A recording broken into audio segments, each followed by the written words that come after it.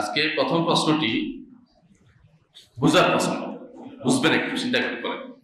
প্রশ্নটি হচ্ছে, কোরআনে দিনার দিরহামের কথা বলা আছে, রাসূল সাল্লাল্লাহু আলাইহি ওয়াসাল্লাম এই মুদ্রা দিয়ে বেচাকেনা করেছেন, তাহলে কাগজের টাকার নোট কেন হারাম হবে না? কোরআনে কি কোথাও চাউলের কথা আছে? রাসূল কি চাউল খাইছেন? তা আপনি চাউল খাওয়াটা কি কেন হারাম হবে না?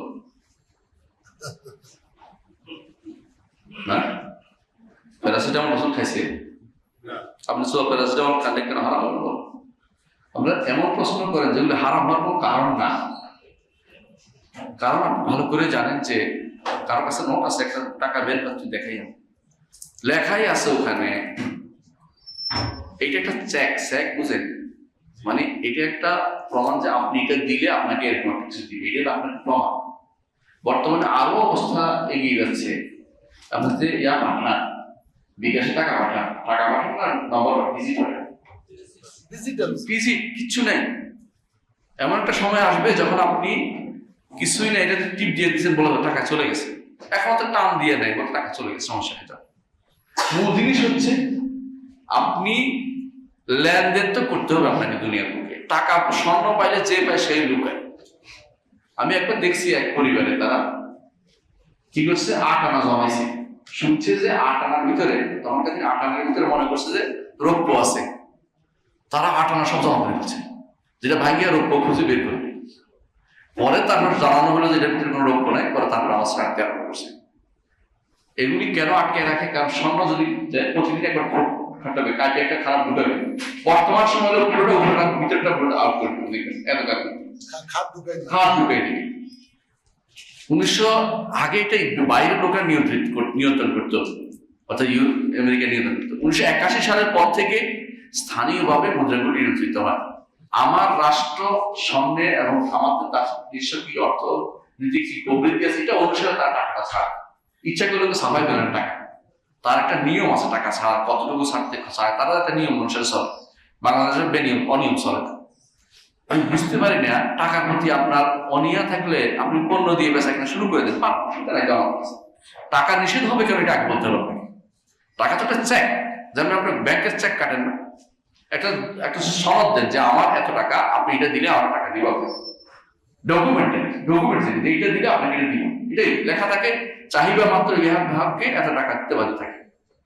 কিন্তু যেটা কোনো অর্থ নাই, এটা আমার দেয় না, তো 2 টাকার নোটে দেয় না, কারণ এটা দিতে গেলে আপনি 2 টাকা 10 টাকা বাঁচবেন, এটা তারা দেয় না, এটা টাকায় কিন্তু যেটা মূল্যবান, এটা যেন একটা চেক হিসেবে দিচ্ছে আপনাকে, তো চেক ব্যবহার করে না যায় জন্য কিছু। এটা চালু করছে সর্বপ্রথম, এখানটা চালু করছে এমরান নজর চেক।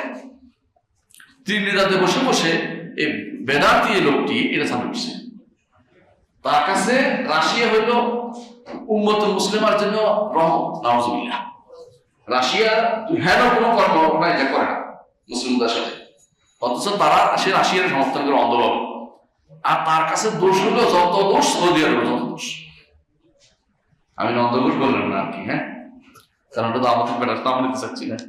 যত দোষ সৌদি আরবের দোষ, তার বিরুদ্ধে যত রকম কথা বলতে পারে সেই সর্বদা আবিষ্কার করেছে। কয়েছে যে সৌদি পুলিশের এখানে একটা চোখ আছে, এই চোখটা হলো তার চাই,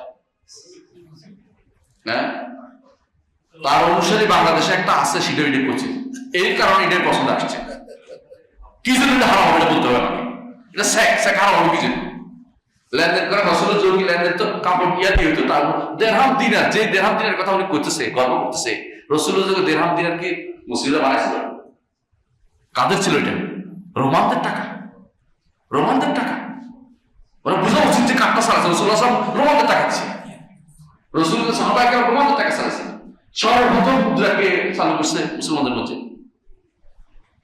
কেউ বলছে ওমরাদের, কেউ বলছে মুআবিয়া রাদিয়াল্লাহু আনহু। আব্দুল মালিক সর্বপ্রথম বিশুদ্ধ মতে তিনি মুসলিম মুদ্রা চালু করে। এখন পর্যন্ত মুসলমানরা সবাই সাহাবায়ে কেরাম জিন পার হয়ে গেছে, অন্যদের মুদ্রা দিয়ে তারা অসুবিধা করেন। এটা নিয়ে আপনার এত মাথা ব্যথা নামাজের কারণে হয়।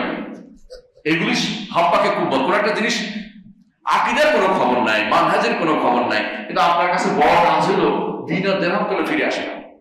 দিনার দিরহাম রাসূল নিজে বলেছেন যে একসময় দিনার দিরহামের কাজ বন্ধ হয়ে যাবে। যে ইরাক থেকে দিনার আসবে না, ইরাক থেকে দেরাম আসবে না, ইরাক থেকে এটা আসবে না, এর অর্থ হলো মানুষের পরিচালনা পরিবর্তন হয়ে যাবে অবস্থা। এটা এখন পরিবর্তন হচ্ছে, আরো পরিবর্তন হবে, অবস্থা দিন দিন যায়। আপনি দেখবেন হারাম হারার পাশা দেখবেন, এটা হারাম কোনো এলিমেন্ট জড়িত না এটাতে। এটা হচ্ছে সম্পদ, এটা মূল্যবান কিনা আপনি দেখেন। আপনি দেখবেন যে আপনার এটা দেওয়ার কারণে সে খুশি কিনা, যে হ্যাঁ আমি পাইছি আলহামদুলিল্লাহ, এটা হচ্ছে টাকা, এটাই দিনের কাজ। সুতরাং বাড়াবাড়ি আমরা না করি, আল্লাহ আমাদের হেফাজত।